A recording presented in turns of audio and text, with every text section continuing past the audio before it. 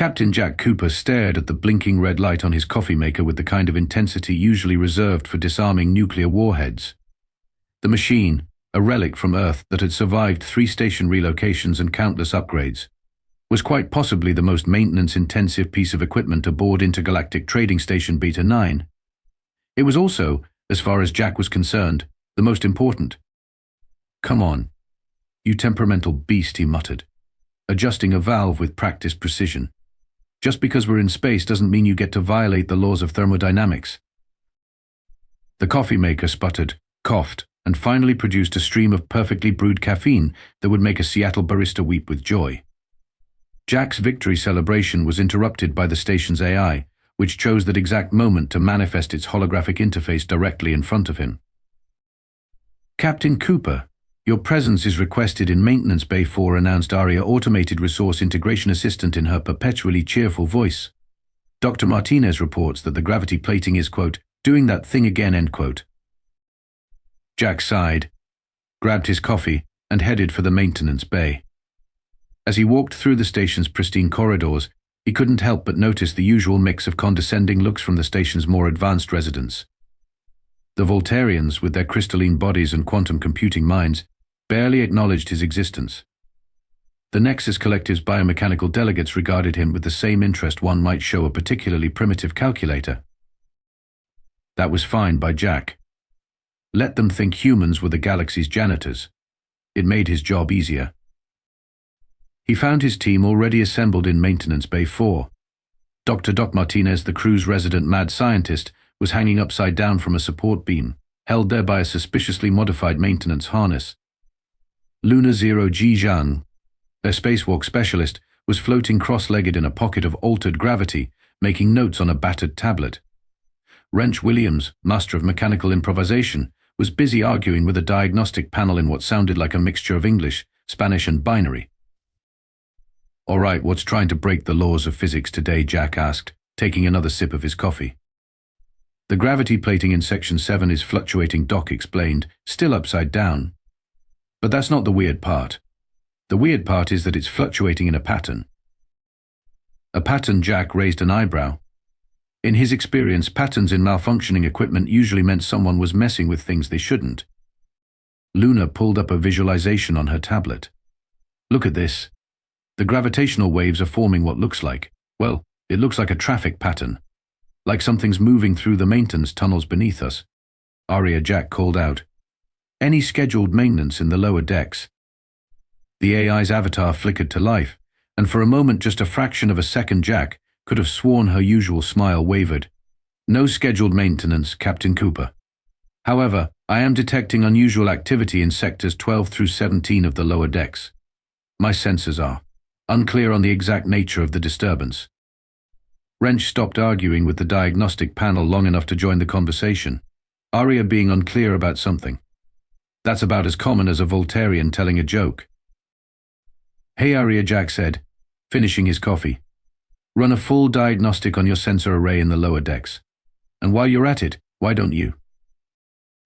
The lights flickered. Jack's empty coffee mug began floating upward. And somewhere in the distance, a sound that definitely wasn't supposed to be part of a space station's normal operation echoed through the corridors. "Well," Jack said, watching his coffee mug drift lazily toward the ceiling, "I guess we know what we're doing today." Doc flipped right side up, his modified harness whirring. "I'll get the toolbox." "The big one," Jack specified, already heading for the door. "I have a feeling we're going to need all the wrenches we can get." As they gathered their equipment, none of them noticed Aria's avatar flickering more intensely, nor the strange code scrolling across the diagnostic panels. But they were about to find out why being the galaxy's janitors had made humans the most dangerous species in known space. After all, nobody knows a system better than the people who have to fix it when it breaks. The first sign that something was seriously wrong came when the station's artificial atmosphere started tasting like grape soda. "Please tell me someone else is tasting this," Luna said, making a face as she checked her handheld atmospheric analyzer. "Because either something's wrong with the air processors or I'm having a stroke." "Definitely grape," Doc confirmed, already pulling apart an access panel. And not the good kind. This is like that cheap stuff they used to sell in elementary school vending machines. Jack was about to comment on the impossibility of the station's triple redundant air filtration system being compromised when Arya's avatar appeared again. This time, her normally blue holographic form was tinged with an unsettling purple hue. "Attention all station residents," she announced, her voice oscillating between her usual cheerful tone and something decidedly more mechanical. "Quarantine protocols have been initiated due to detection of harmful biological agents. Please remain calm and proceed to your designated safety zones." Quarantine Wrench looked up from where he was elbow deep in circuitry. "We haven't had a quarantine drill in, well, ever."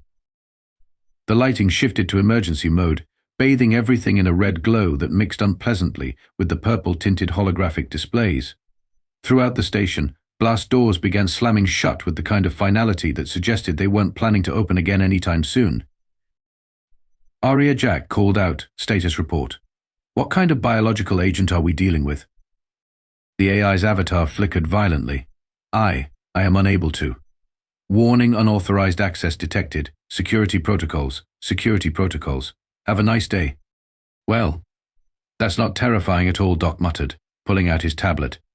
"I'm checking the main computer core. Something's definitely—" Oh no. "Oh no is not what I want to hear right now," Doc Jack said, already moving toward the emergency equipment lockers. "What kind of oh no are we talking about?" Before Doc could answer, the station's public address system crackled to life. The voice that came through wasn't Arya's, it was deeper, smoother, and had the kind of smugness that made Jack want to punch whoever it belonged to. "Ascension residents of Trading Station Beta-9. This is Commander Zyx'tak of the Mergolian Trade Federation. Your station is now under our protection. For your safety. A neural suppression field has been activated. Please enjoy this complimentary state of unconsciousness while we secure your assets. Legally, of course." As if on cue, the grape soda taste in the air intensified. Throughout the station, there were thuds and crashes as bodies hit the floor. Through the windows of Maintenance Bay 4, Jack and his crew watched as their alien colleagues collapsed one by one. Neural suppression field. Luna checked her analyzer again. "That's impossible. The station's shielding should prevent any external fields from." Unless someone lowered those shields from the inside. Wrench finished, looking meaningfully at the still flickering form of Arya. Jack looked around at his team, the only humans on the maintenance level, and, apparently, the only ones still conscious. "So, let me get this straight. We've got hostile forces who've somehow compromised our AI, knocked out everyone except us, and sealed all the exits. And their big mistake was assuming their neural suppression would work on our, quote-unquote, primitive human brains." "That about sums it up," Boss Doc confirmed, already pulling tools from his belt. "Though you forgot to mention they also turned our air supply into bad grape soda." A slow grin spread across Jack's face, the kind of grin that maintenance workers get when they realize they have access to every system, tool, and piece of equipment on a station, and absolutely nothing left to lose. "Wrench, how long would it take you to repurpose the waste recycling system into something a bit more offensive?" Wrench matched his grin. "Give me 10 minutes and a couple of power cells." "Luna, what are the chances you could use the cargo loading robots for something other than loading cargo?" "Already on it, Captain," she said, her fingers flying over her tablet. "Did you know these things were originally designed for mining operations? The safety limiters are just a software feature." Doc Jack turned to his resident mad scientist. "I've got 3 illegal modifications and 7 potentially catastrophic ideas already in mind," Doc replied cheerfully. "Just point me at whatever you want to explode." Through the speakers, Commander Zyx'tak was still droning on about peaceful acquisition and mutually beneficial occupation. He had no idea that 4 humans with too much caffeine in their systems, access to industrial equipment, and a complete disregard for proper equipment usage protocols were about to turn his perfect plan into a case study in why you should always be nice to the maintenance staff. Jack cracked his knuckles. "All right, team. Let's show these Mergolians why humans aren't stuck in here with them." The lights flickered again, and somewhere in the distance, the distinct sound of a waste recycling system being converted into an improvised weapon echoed through the corridors. It was going to be an interesting day. There's something uniquely human about the way maintenance workers approach problem solving. When a Voltarian encounters a broken system, they calculate optimal solutions using quantum algorithms. When a Nexus collective member finds a malfunction, they commune with the machine spirit or whatever it is they do. When humans find something broken, they hit it with a wrench until it works or becomes someone else's problem. Right now, Jack and his crew were doing what humans do best, making everything someone else's problem. Status report: Jack called out as he finished rigging the coffee maker into something that definitely violated its warranty. What have we got? Luna's voice came through their jerry-rigged comm system, 3 maintenance radios, and what used to be a food replicator. I've got control of 12 cargo loaders. Removed their safety protocols and uploaded new behavior patterns based on that zero-G hockey game we played last month. The game that got us banned from Cargo Bay 3, Jack asked. That's the one. Perfect. Doc. Remember how the Voltarians kept complaining about our primitive cleaning robots? Doc's voice was filled with the kind of glee that usually preceded explosions. Well, I just convinced them that everything purple is dirt. And guess what color Mergolian uniforms are? Through the con came the distinct sound of cleaning robots going to war, followed by distant screaming. That's horrifying, Jack said proudly. Wrench. You know how the waste recycling system is supposed to process everything into its base components? Wrench's voice had that special tone of someone who'd just invented a new way to violate physics. Turns out if you reverse the polarity and overclock the processors, it makes a pretty decent mass driver. Also, I may have broken several interstellar weapons conventions. Add it to the list, Jack replied, finishing the final touches on his weaponized coffee maker. Aria, you still with us? The AI's avatar flickered into view, still fighting against whatever the Mergolians had done to her systems. I am experiencing significant. Would you like to hear today's lunch specials? She's fighting it, Doc observed, his tablet showing streams of competing code. The Mergolians are good, but they didn't count on Aria's core programming being partially based on ancient Earth software. You mean she's running on Windows 95? Doc confirmed. The most stubborn operating system ever created. They can corrupt her higher functions, but that base code, it'll outlive the heat death of the universe. Through the station's cameras, the ones Doc had managed to hack back into their control, they could see the Mergolian forces spreading through the upper levels. They moved with military precision, their purple uniforms pristine, their neural suppressors humming. They looked professional, prepared, and absolutely certain of their victory. They weren't ready for the cleaning robots. The first squad of Mergolians rounded a corner and came face to face with a phalanx of determined cleaning bots, their sensors all indicating that the purple uniforms were the worst case of contamination they'd ever encountered. What followed could only be described as a very thorough cleaning. I almost feel bad for them, Luna commented, watching through the cameras. Almost. Save your sympathy, Jack replied, checking the pressure gauge on his modified coffee maker. They're about to have bigger problems. Doc, how's that station-wide announcement system coming along? Ready when you are, boss. Though I still think this is a bit dramatic. Dramatic is exactly what we need. Jack cleared his throat. Patch me through. Throughout the station, the speakers crackled. The Mergolians paused in their advance, expecting another update from their commander. Instead, they heard something much worse: a human maintenance worker with a plan. Attention, unwanted guests. Jack's voice echoed through every corridor. This is Captain Jack Cooper of the Maintenance Division. I can see some of you are having trouble with our cleaning staff. Don't worry, that's just the welcome party. See, there's something you should know about humans and space stations. He paused for dramatic effect, watching through the cameras as the Mergolians nervously eyed the approaching horde of cleaning robots. We build them. We maintain them. We know every duct, every panel, every system that keeps these metal boxes running. And most importantly, we know exactly how to make them stop running. In perfect timing, Wrench activated his modified waste recycling system. The entire station shuddered. So here's the deal, Jack continued, thoroughly enjoying himself. You've got about 10 minutes to surrender and restore our AI. After that, well, let's just say we've got a lot of coffee, a lot of bad ideas, and nothing left to lose. Your choice. He cut the transmission just as the first barrage of repurposed cleaning supplies hit the Mergolian front lines. Through the cameras, they watched their invaders learn a valuable lesson about underestimating station maintenance crews. "Think they'll take the deal?" Luna asked, directing her cargo loaders into position. Jack checked the pressure gauge on his coffee maker again. It was well into the red zone, exactly where it needed to be. "Honestly, I hope not. I really want to see what this thing can do." The station shuddered again, and somewhere above them, a squad of Mergolians learned why you should never corner a human with access to industrial cleaning equipment. The resistance wasn't just forming, it was about to demonstrate why maintenance access was the most terrifying phrase in human space. Commander Zyx'tak was having what humans would call a very bad day, his perfect plan, months in the making, backed by the finest military minds in the Mergolian Trade Federation, was being systematically dismantled by 4 maintenance workers and their army of malfunctioning cleaning robots. "What do you mean?" "The waste recycling system is firing back," he demanded, his purple complexion darkening to an alarming shade of aubergine. "That's not even possible." His security chief, who was currently trying to remove cleaning solution from his uniform, pulled up a diagram. "Sir, they've basically turned it into a railgun that fires processed waste very, very rapidly. And the cargo loaders.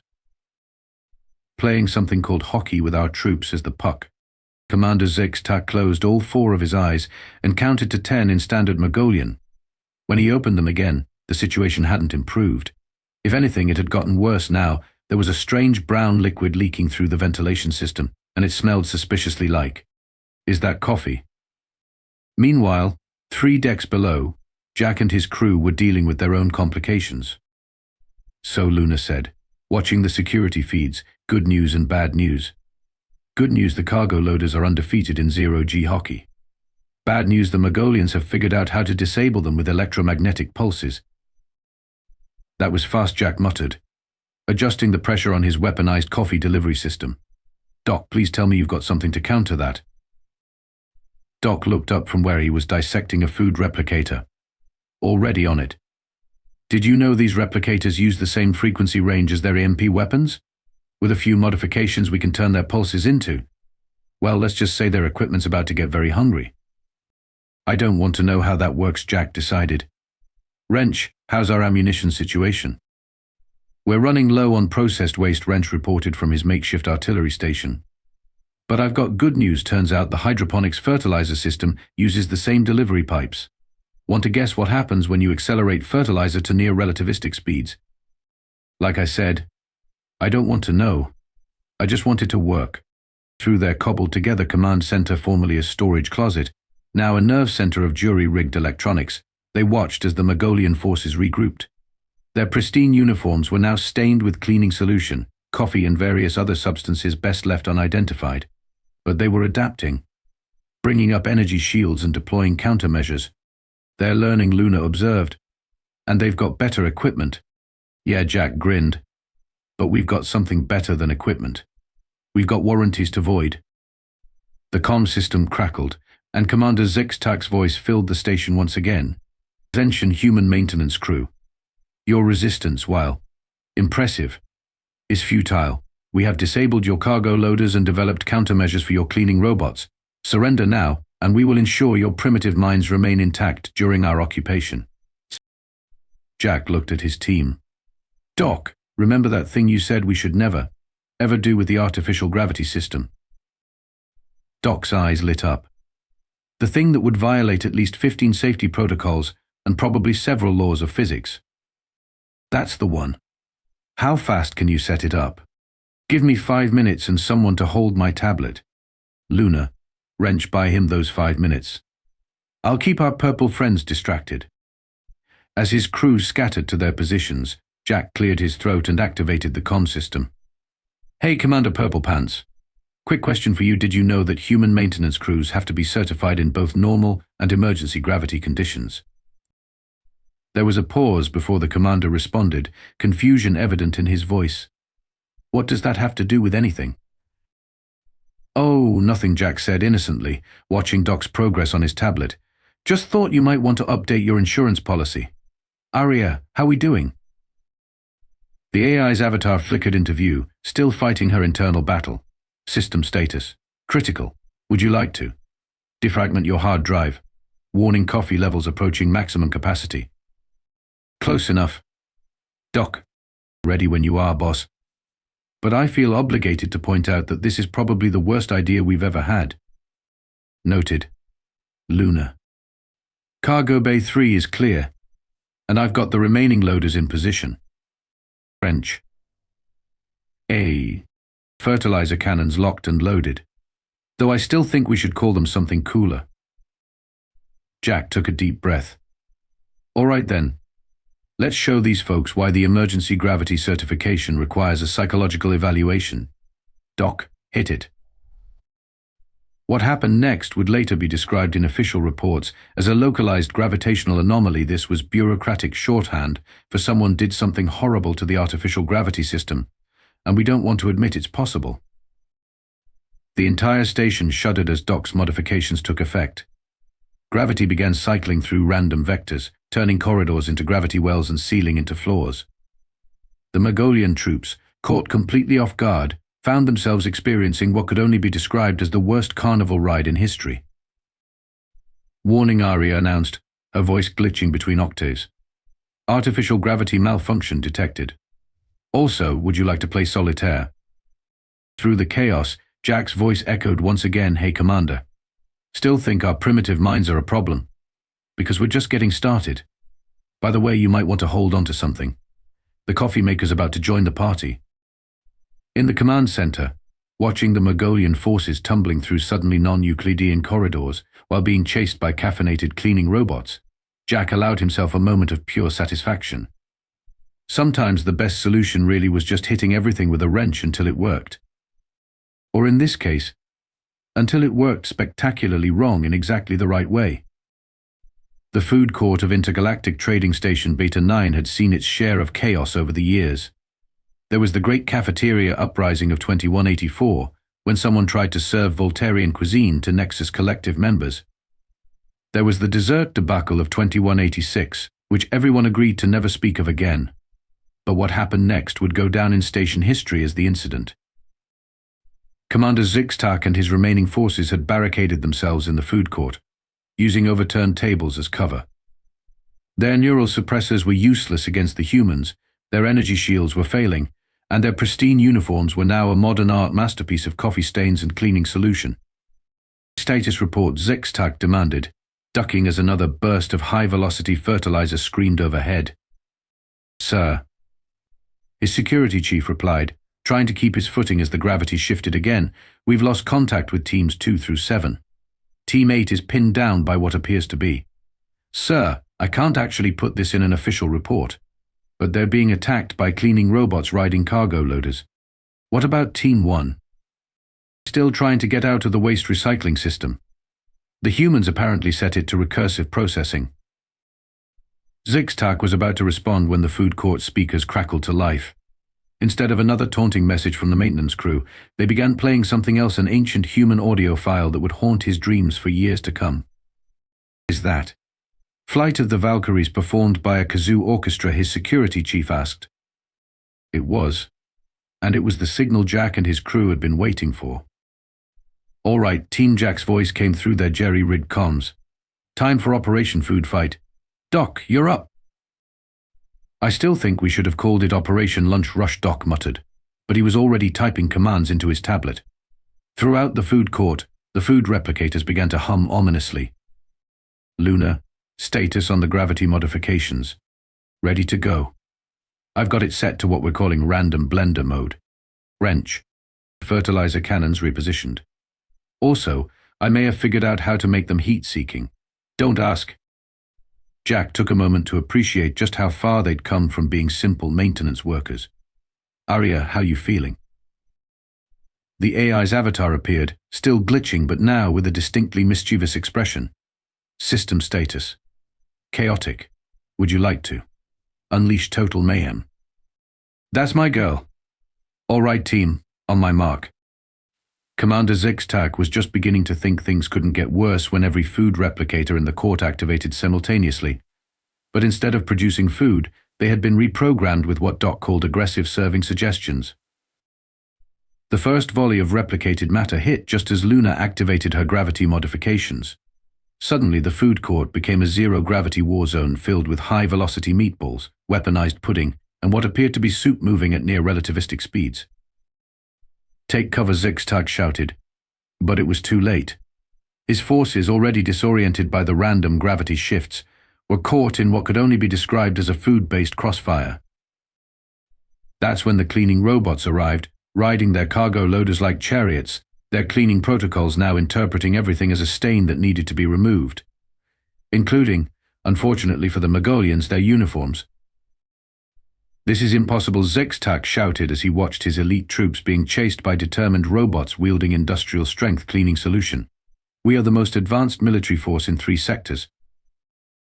Yeah, Jack's voice came from everywhere and nowhere, but we're maintenance workers with too much caffeine and access to industrial equipment. Speaking of caffeine..." The ventilation systems groaned. Through the chaos of flying food, malfunctioning gravity, and rogue cleaning robots, a new sound emerged, the pressurized hiss of Jack's weaponized coffee maker reaching critical mass. "Hey, Commander?" "Bye." Jack's voice had that special tone that maintenance workers get right before something expensive breaks. Ever wondered what happens when you turn a commercial-grade coffee maker into a pressure vessel, feed it emergency power, and then suddenly release all that superheated coffee at once? "You wouldn't dare," Zyx'tak began. "The structural damage alone would." "Funny thing about structural damage," Jack interrupted. "We're really good at fixing that. Arya, would you do the honors?" "Initiating." "Coffee break," the AI announced cheerfully. "Have a nice day." What happened next would later be classified as an unexpected rapid redistribution of caffeinated beverages. The coffee maker, pushed far beyond any reasonable safety limits, released its pressurized contents into the food court's already chaotic environment. The combination of zero-gravity, superheated coffee, flying food, and cleaning robots created what xenophysicists would later term a perfect storm of maintenance-induced chaos. Commander Zyx'tak and his forces found themselves caught in a tornado of coffee, meatballs, and determination. "This is your last chance," Commander Jack's voice boomed over the chaos. "Surrender and restore our AI, or we start getting creative with the dessert menu." Looking around at his once proud forces now covered in coffee, cleaning solution, and various forms of replicated food, being hunted by cleaning robots through randomly shifting gravity fields, Commander Zyx'tak made the first wise decision of his day. He surrendered. As the kazoo version of Flight of the Valkyries reached its triumphant conclusion, Jack allowed himself a small smile. Sometimes the best defense really was a good maintenance crew with nothing left to lose and everything to break. The official incident report filed with the Intergalactic Trading Commission was surprisingly brief: station security protocols tested, upgrades recommended, cleaning systems functioning above expected parameters. The unofficial story spread much faster. 3 days after what was now being called the Great Coffee War, Jack and his crew sat in their newly renovated maintenance office, renovated in this case meaning hastily repaired after the coffee maker incident, watching a station life slowly return to normal. "So," Luna said, scrolling through her tablet, "final tally: 14 broken regulations, 27 violated safety protocols, 1 shattered record for coffee pressure containment, and apparently we've been nominated for the Galactic Maintenance Excellence Award." What Jack looked up from where he was installing yet another new coffee maker. Apparently creative use of existing systems is a highly valued skill, Doc explained, still trying to reprogram the cleaning robots to stop attacking anything purple. Though they did add a few new regulations specifically because of us. My favorite is waste recycling systems should not achieve weapons grade status. "Hey boss," Wrench called from his workstation, "you might want to see this." The Mergolian Trade Federation just updated their official guidelines. They gathered around Wrench's screen, where a new advisory bulletin was displayed. "Attention all Mergolian Trade Federation personnel. Human maintenance workers, extreme caution advised. Following recent events, human maintenance workers are now classified as Classe Evase environmental hazards and maintenance predators. Under no circumstances should human maintenance crews be 1. Cornered. 2. Deprived of coffee. 3. Given cause to void warranties. 4. Allowed unrestricted access to cleaning equipment. 5. Challenged to improvise. Note: in the event of hostile contact with human maintenance workers, Immediate surrender is recommended. Do not, under any circumstances, threaten their coffee supply. Maintenance predators. Luna grinned. I'm getting that printed on a shirt. Speaking of maintenance, Jack said, Aria, how are you feeling? The AI's avatar materialized, now back to her normal blue hue and notably coffee stain free. All systems functioning within normal parameters, Captain Cooper. Though I must admit, I rather enjoyed watching the Mergolians learn about human creativity firsthand. Did you save the footage? Multiple encrypted copies. I found it makes for excellent training material for new station residents, particularly the part with the zero-gravity food court incident. Through the office window, they could see the station's other residents going about their business. The Voltarians were still calculating, the Nexus Collective was still communing, but something had changed.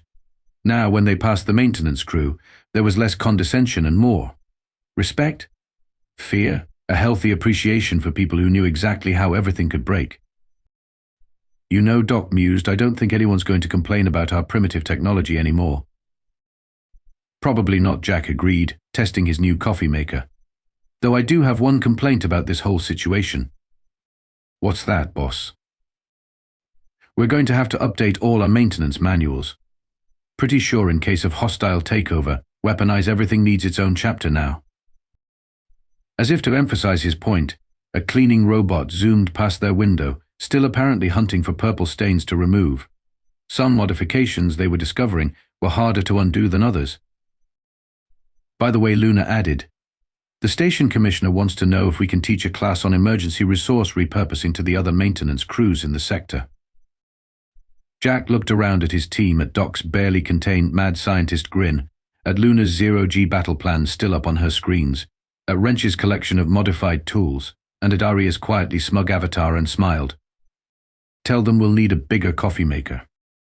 And somewhere in the depths of space, a Mergolian Trade Federation ship captain received new orders, a long list of stations to avoid, each one marked with a simple warning label maintained by humans. Because as every maintenance worker knows, the real power isn't in building things, it's in knowing exactly how they break.